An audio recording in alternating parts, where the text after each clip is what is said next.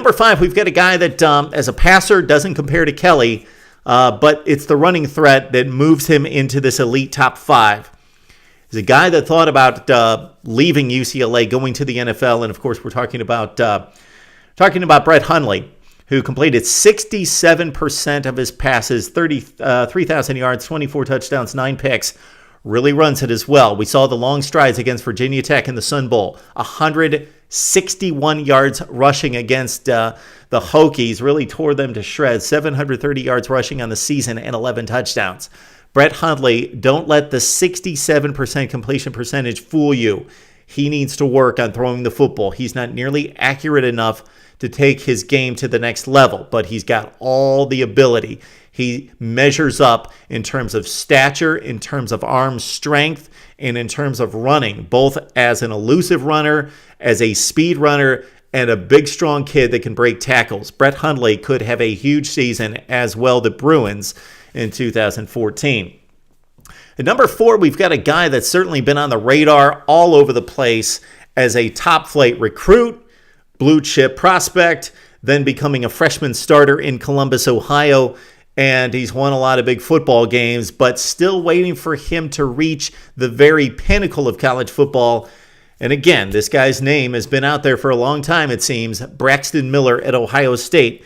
Entering this season at 64% completion percentage in 2013, 2,000 yards passing, so he's not going to sling it all over the place in that Urban Meyer offense. 24 touchdowns, 7 picks, really improved the numbers in terms of scoring the football through the air this season.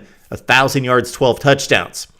Braxton Miller's ability is obvious. He can cut and move. He is quick in space, also has the vertical speed down the field.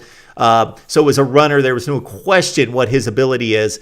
Took care of the football much better against guys coming at the football this past season. Was a little loose and a little careless with the football in 2012, despite winning 12 consecutive football games with no losses. Braxton Miller, under the direction of Urban Meyer, who hates turnovers like most football coaches, took care of the football running it last season. Cut down on the picks, even though he threw the ball more than he did the previous season with 7 interceptions. So he doesn't turn the football over, so he's not a bad passer from that standpoint, but not a polished passer. Did have the 2 crucial interceptions against Clemson in the bowl game. Otherwise, the Buckeyes win that game.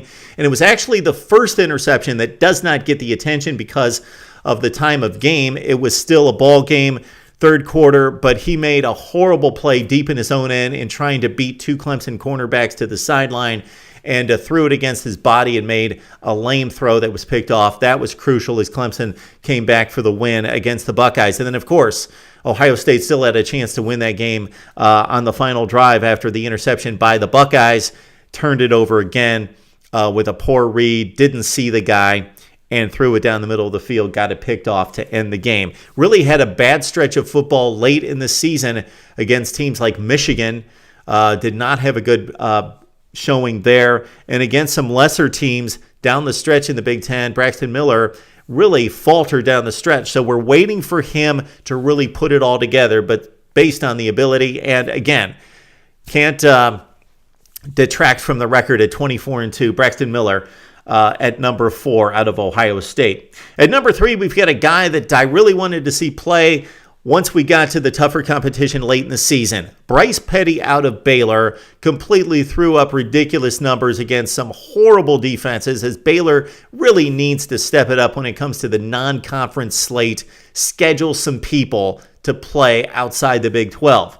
Bryce Petty, 62% overall, 4,200 yards, 32 touchdowns, just the 3 interceptions. But check out the numbers against the Big 12 competition. Still very good, but nothing close to what it was in the non-conference play against some really bad defenses. Bryce Petty, actually completion percentage in the mid-50s against the Big 12.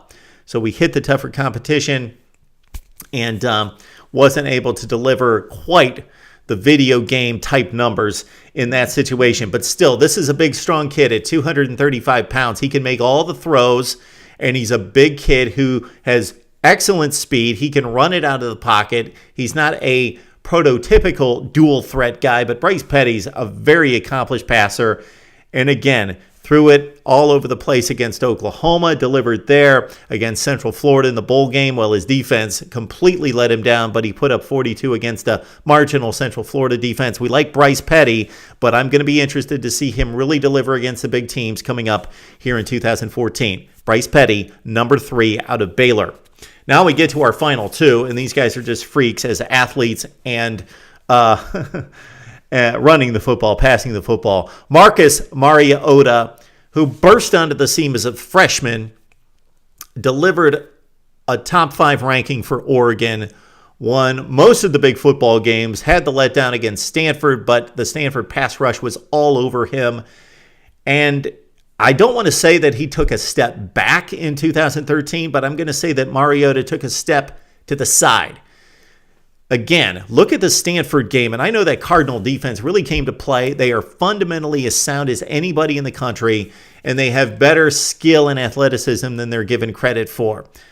The running game was stuffed, and it was all on him, and he played a pretty marginal football game. Really did not, for a second consecutive season, deliver against Stanford. So in Oregon's biggest game, Mariota was not, again, able to deliver. 64% completion percentage, actually threw it more accurately the season before. 3,600 yards, 31 touchdowns, 4 interceptions. Takes care of the football. 700 rushing, 9 touchdowns. Then he ripped up Texas on the ground for a $133 in the Alamo Bowl in an easy win. Marcus Mariota's got it all in front of him. He could have taken the step to the NFL, but he's coming back to Eugene, Oregon to see if he can win a BCS national championship. All right, at number 1, we've got a guy that despite all the hype, all the talent, we certainly couldn't consider at this point last season, having not seen him play. But he's played one season in his freshman campaign. He not only jumps on the list, but he jumps to the top of the list. And if we're of course talking about Jameis Winston of Florida State. 67% completion percentage, 4,000 yards, 40 touchdowns, 10 picks. The only thing I wanted to see Jameis Winston this season is playing elite defense. He played through an ACC schedule that was very marginal. Yes, the Clemson defense is very talented, very fast, a top 15 defense. Would love to see him play a Michigan State.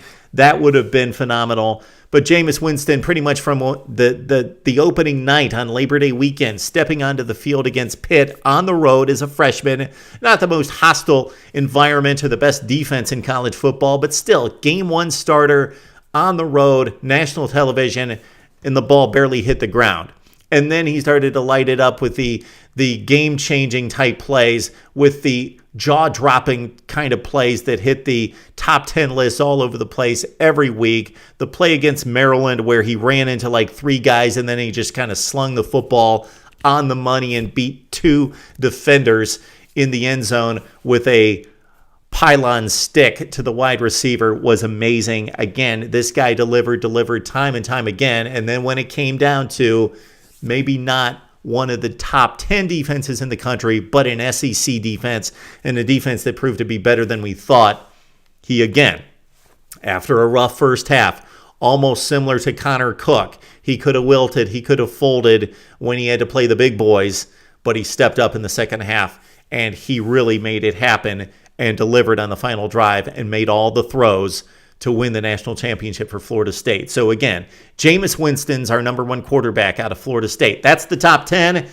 Marshall at 10, Cook at 9, Mannion at 8, Keaton at 7, Kelly at 6, Hundley at 5, Miller at 4, Petty at 3, Mariota at 2, and famous Jameis Winston at number 1.